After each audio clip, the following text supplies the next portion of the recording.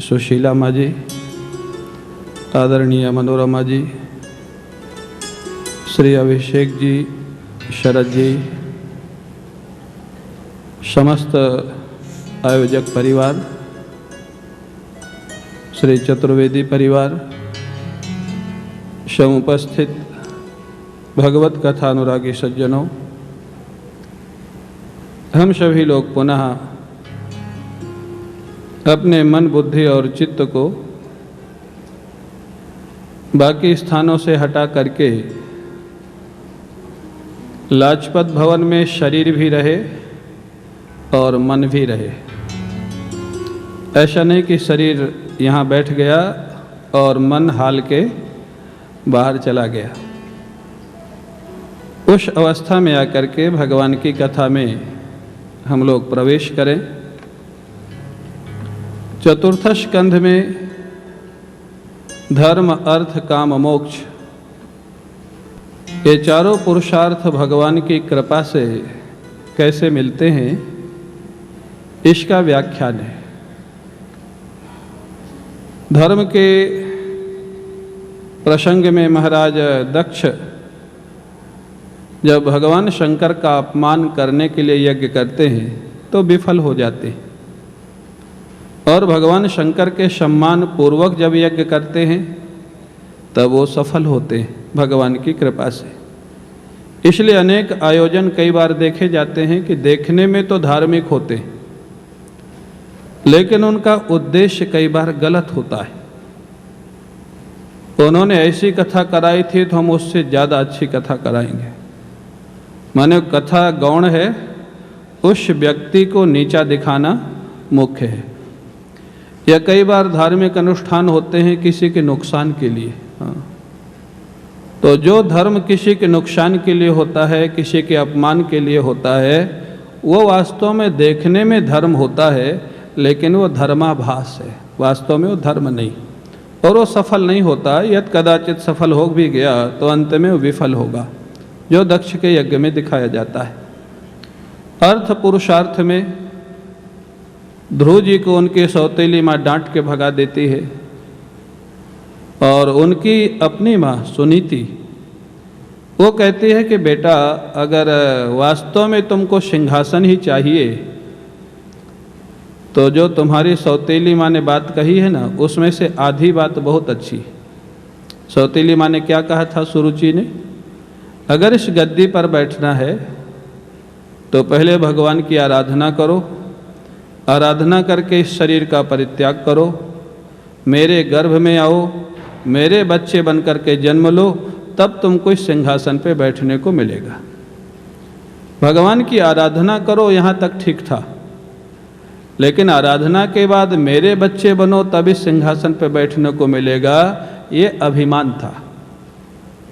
तो सुनीति जैसी माँ हो तो सुनीति जैसी, एक ही बेटा है जिनके, और पति से भी बहुत ज़्यादा नज़दीकी नहीं है, फिर भी सुनीति कहती है बेटा, तुम्हारी सौतेली माँ ने जो कुछ कहा है उसमें एक बात बहुत अच्छी है, सीखने लायक है, कि अगर ये सिंहासन भी चाहिए तो भगवान की आराधना करो। और ध्रुव जी आराधना के रास्ते पर निकल जाते। देवर्षि नारद के उपदेश से उनको सफलता मिलती है कि 6 महीने में भगवान के दर्शन होते, और लौट के जब आते हैं तो सारे लोग उनका स्वागत करते। इन कथाओं से हमको सीखना क्या है? माने कथाएं सिखाती हैं कि दुनिया के पीछे ज़्यादा भागोगे तो दुनिया हाथ आने वाली नहीं है, और भगवान को साथ लेकर के दुनिया को चाहोगे तो भगवान भी मिलेंगे और दुनिया भी तुम्हारे हाथ में आएगी। वही ध्रुव 6 महीना पहले जब नाराज होके गए नगर से बाहर जंगल में, कोई मनाने वाला नहीं था, कोई उनका साथ देने वाला नहीं था। एक व्यक्ति नहीं आया ध्रुव जी के साथ बाहर कि ध्रुव जी लौट चलो, कोई बात नहीं, सौतेली माँ है, जो भी कह दिया। लेकिन वही ध्रुव जी जब भगवान का दर्शन करके लौटते हैं तो स्वयं राजा उत्तानपाद, उनकी माँ सुनीति, सारा नगर, और इससे ज़्यादा क्या, जिस सौतेली माँ ने डांटा था वो स्वयं आरती लेकर के ध्रुव जी का सम्मान करने के लिए खड़े होते। तो इन कथाओं से हमको सीखना क्या है? कि अगर हमको संसार भी चाहिए, संपत्ति भी चाहिए, तो भी हम भगवान का आश्रय लेके चलें तो दोनों मिलेगा। हमारे गुरुजी तो कभी कभी बड़े विनोद में बातें समझा देते थे ना। एक बार वो बताते थे, बम्बई से जा रहे थे वृंदावन मथुरा, तो उस समय 2 ट्रेन चलती थी, एक पश्चिम एक्सप्रेस, एक फ्रंटियर, और वो दोनों में ही फर्स्ट क्लास होता था। उस समय फर्स्ट एसी नहीं, फर्स्ट क्लास होता था, नॉन एसी फर्स्ट क्लास। तो बैठे थे उसमें वो और स्वामी प्रबुद्धानंद जी, और 2 सीट में कोई कॉलेज के बच्चे 2 बैठे थे।